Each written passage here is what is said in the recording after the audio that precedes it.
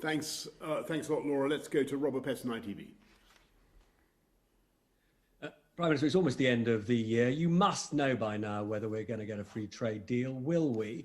And given the events that you've seen in Dover, the great difficulties, do you still believe that the UK will, I think your words, prosper mightily on what you call, in Australian terms, most people call no deal? And just very quickly for Patrick Vallance, as I understand it, 10 to 15% of the new variant is outside London and the South East. Will Tier 3 be enough to keep the new strain in check outside of London and the South East? Well, I'm just going to, alas, Robert, repeat what I think you've heard me say many times. I had a great conversation, by the way, with Emmanuel. As I've said, it's his birthday, by the way. But we vowed to stick off Brexit because that negotiation is being conducted, as you know, via the European Commission, and that's quite proper.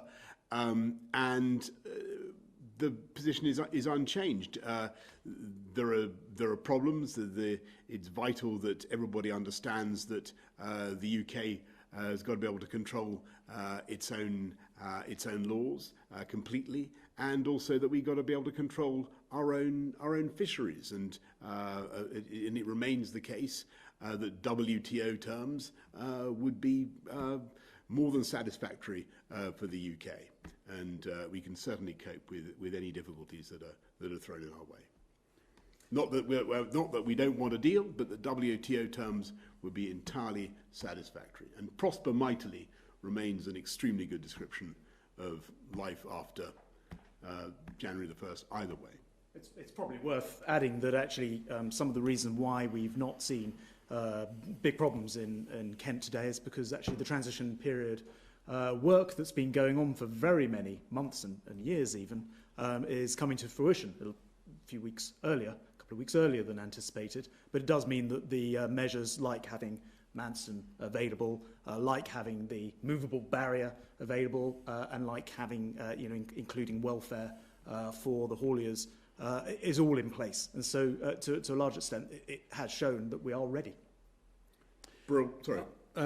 As you say, the new variants around the country, it's in very high proportion of cases in London, the South East and East, but it is present in other places as well.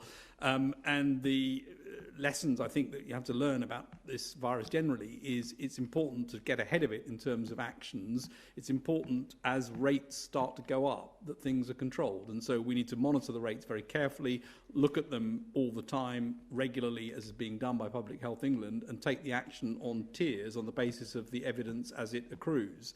The one thing I would say, though, is that, and I've said this before, I think over this period where in some parts of the country people are mixing with people they haven't been mixing with as part of Christmas, it's really important to follow the rules carefully and to make an assumption that you could be infectious. You could be the person spreading it to somebody else and behave accordingly.